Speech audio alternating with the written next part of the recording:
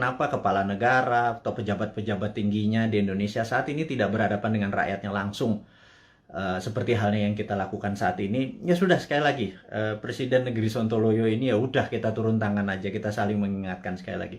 Dan tujuannya ini adalah kita semua memerlukan guidance, termasuk saya. Kita memerlukan arah, kita memerlukan visi misi yang sama.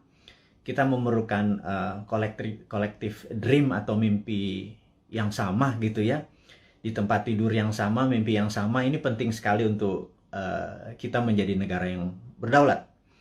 Baik sahabat semua, kita akan mulai. Selamat malam, assalamualaikum warahmatullahi wabarakatuh, dimanapun sahabat berada saat ini di negeri tercinta, mulai dari Sabang sampai Merauke. Kita selama beberapa saat ke depan kita akan memberikan banyak informasi-informasi yang mungkin sahabat butuhkan, begitu juga saya gitu ya. Jadi pertama-tama saya ucapkan terima kasih kepada nakes atau tenaga kesehatan dan tenaga medis, para dokter dan rumah sakit yang telah berjuang melawan COVID, melayani pasien yang saat ini udah kapasitasnya 100%. Dan siapapun yang saat ini terpapar dan lagi isolasi mandiri, semoga kesehatan dan kesembuhan dapat segera didapati, sehingga imunitas tubuh kita terhadap virus menjadi sangat kuat. Dan sekali lagi, waktu kita terpapar COVID itu bukan death sentence atau hukuman mati. Itu adalah perjuangan. Dan sekali lagi, terima kasih kepada tenaga kesehatan, tenaga medis, rumah sakit. Anda pejuang terdepan. Anda adalah pejuang-pejuang yang membawa bambu runcing yang mengalahkan penjajah itu.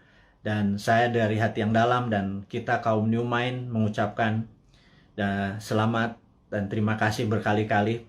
Terus semangat, terus semangat. Kami bisa apa? Kami hanya bisa menerapkan protokol kesehatan di manapun kami berada, dan kami mengurangi kegiatan berjumpa dengan banyak orang. Kami taat, dan kita harap hal ini semua bisa terlewati. Kita tahu bahwa saat ini pemerintah lagi berjuang dengan gayanya, dan semua negara juga berjuang dengan gaya masing-masing, tapi ada yang sudah lewat.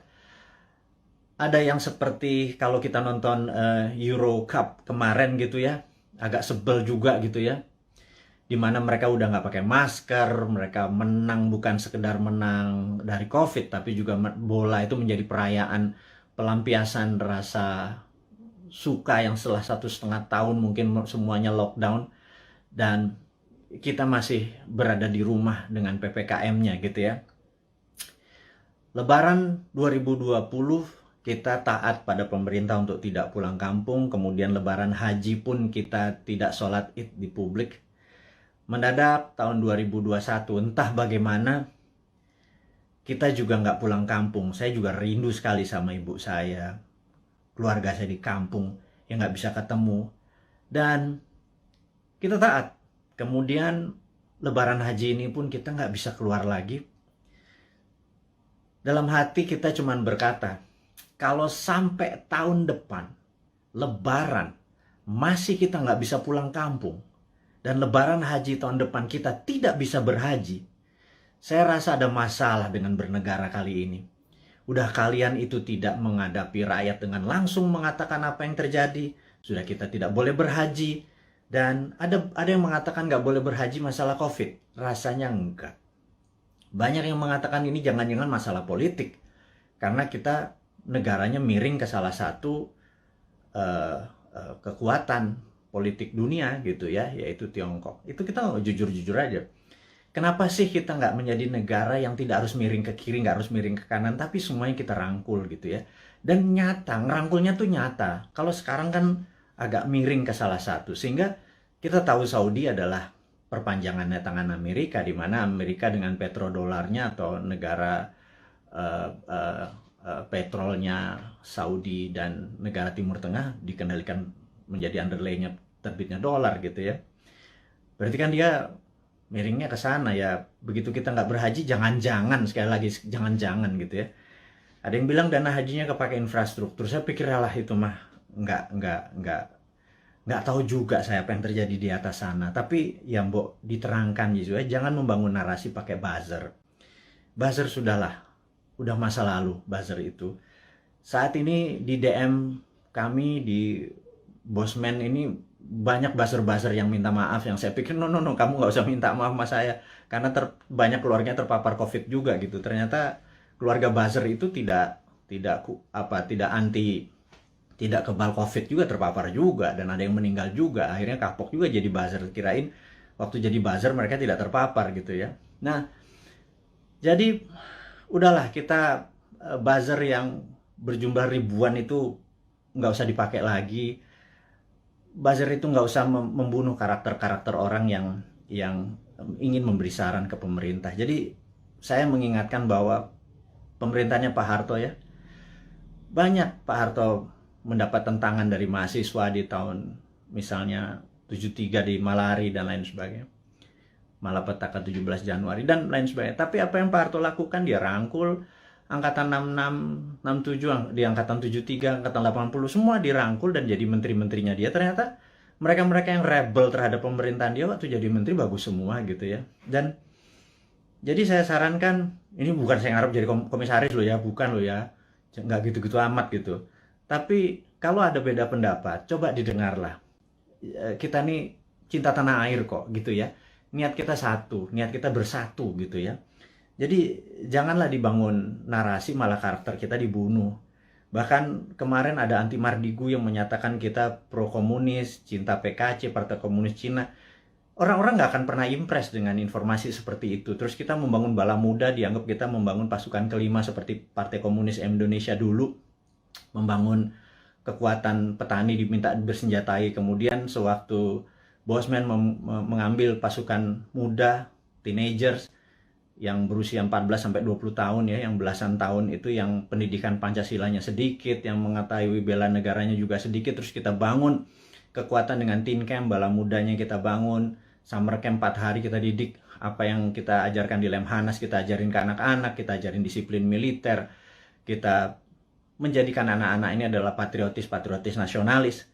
Itu dicap untuk membangun kekuatan untuk anti pemerintah oleh buzzer-buzzer. Saya pikir Anda keterlaluan gitu ya. Iya, dan saya yakin orang-orang yang menjadi sahabat Newman ini nggak pernah percaya dengan apapun yang buzzer-buzzer itu lakukan. Dan karakter-karakter kayak gitu udah kuno lah gitu ya.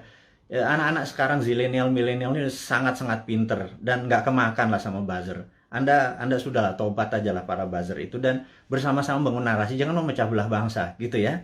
Dan itu tadi informasi mengenai COVID. Jadi saya rasa malam ini saya ingin share sedikit tentang COVID ya. Jadi di seluruh dunia sudah 3,2 miliar vaksin tersebar, dan sahabat saya di Amerika baru aja pagi tadi menelpon saya, jadi malam di sana, bahwa Amerika itu menarik, bahwa 49,1% adalah natural herd immunity, alias mereka terpapar dan sembuh sendiri. Kemudian 13 sekian persen menggunakan vaksin. Jadi kalau 49 tambah 13 mereka sudah hampir 70%, alias sudah kena herd immunity-nya. Jadi kalau 10% lagi divaksin dalam waktu 3 atau 4 bulan, kemudian Amerika sudah melewati herd immunity. Dan Eropa juga sama. Saya pernah menceritakan di video narasi bahwa pemerintah Belanda menyatakan menggunakan herd immunity, jadi benar-benar dilepas warganya, dikasih vitamin, dan sistem rumah sakit dikuatin dan dilindungi mereka-mereka yang rentan, ada komorbid dan usia tua. Dan terbukti bahwa sekarang negara-negara Eropa bahwa 40% menggunakan natural herd immunity, yang 20-30% pakai vaksin. Jadi vaksin minoritas, mayoritas adalah menggunakan herd immunity. Indonesia saat ini mungkin yang herd immunity berdasarkan data di bawah 10% yang terpapar dan sembuh, yang tanpa gejala dan lain sebagainya. Kemudian yang kita baru berapa persen ya, dengan kecepatan 250.000 suntik per hari, 3 tahun lagi kita mendapatkan herd immunity itu mungkin sekarang baru 20-25% yang sudah dikatakan kebal gitu ya. Jadi mencapai 70%, 80% pencapaian ini masih cukup lama. Jadi saya pikir kita ada ya sekali lagi bukan salah bernegara lah. Keputusan kemarin tidak tepat, tetapi jangan sampai sekali lagi tahun depan menjadi tidak tepat. Kita udah 4 kali minus loh, kuartal 4 kali minus growth ekonominya 4 kuartal.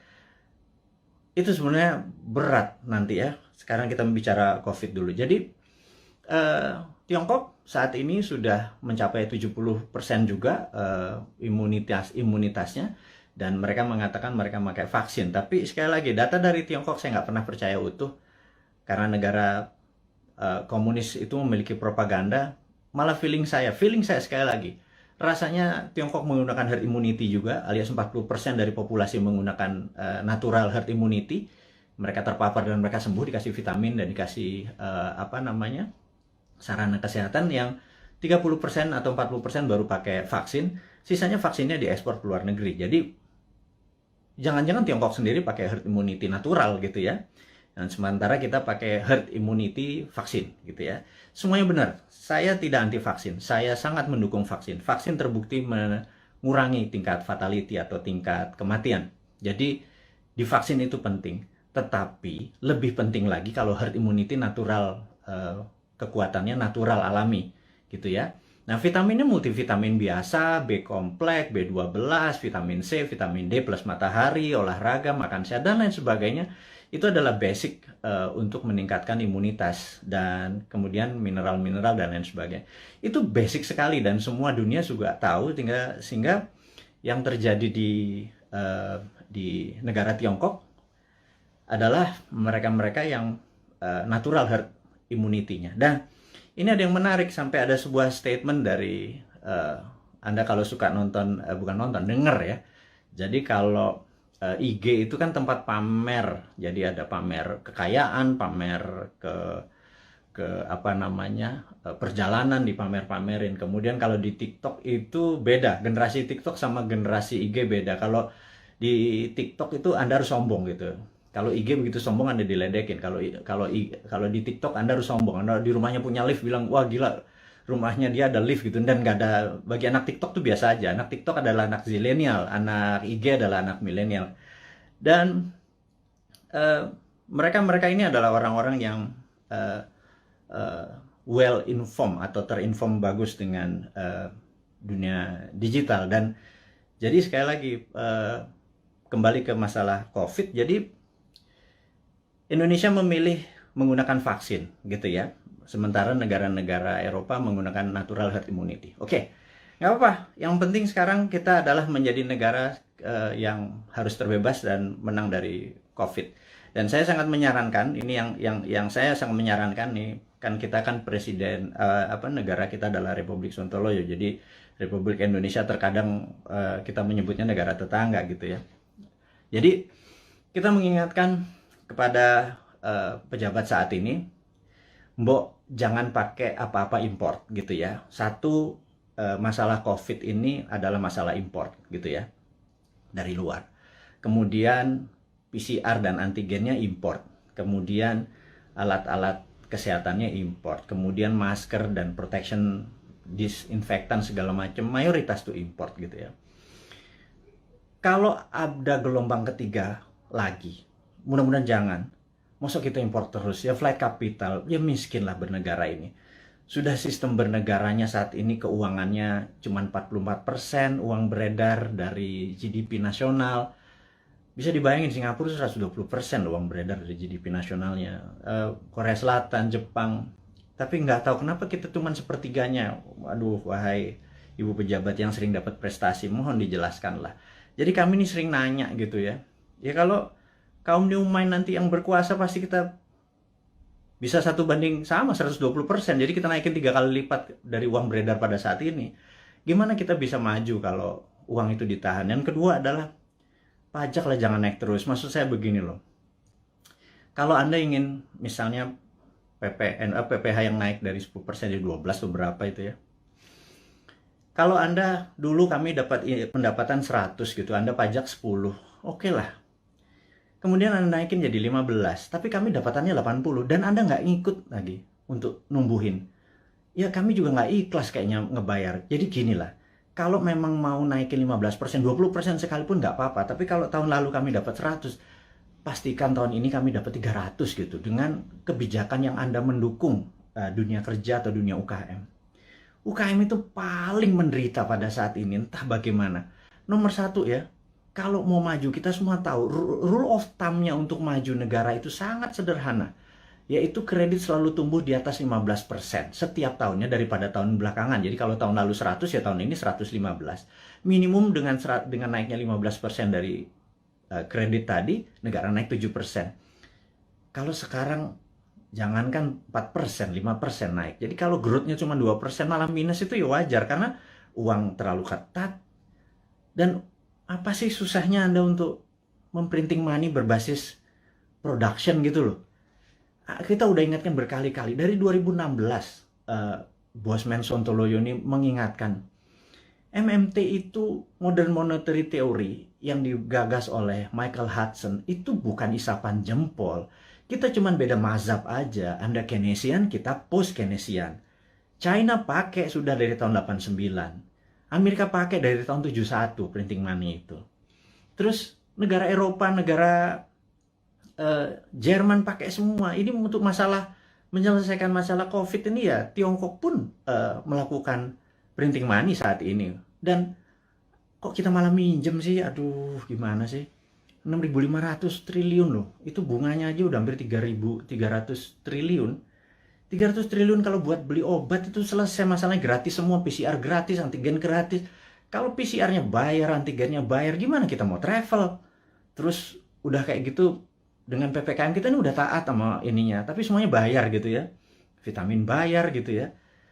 Terus pajak bayar, terus kita pokok nggak pernah kebayar, negara sibuk bayarin utang, terus nambah utang. Aduh, ini mau mulai dari mana? Kita nih bertanya. Jadi sekali lagi, sahabat semua, kaum New Mind, kita ingin ke depan kita menjadi negara berdaulat. Jadi hari ini yang mau diinformasikan adalah gimana caranya kita di tahun 2045 Indonesia adalah negara superpower. Udah ya, itu adalah tema hari ini. Kenapa kita bilang ada yang penting dari Bosman hari ini mau mengumumkan sesuatu. Yaitu kita ingin tahun 2045 pada saat Indonesia 100 tahun, Indonesia Emas, Indonesia menjadi negara superpower, bukan sekedar negara kaya lagi. Negara superpower. Kita nggak bisa tumbuh hanya 5% atau 7% seperti janji-janji kemarin di dalam kampanye. Nggak bisa. Kita tumbuh harus lebih powerful dari angka-angka itu. Terus bagaimana membuat ini berdaulat gitu ya? Oke, sahabat semua.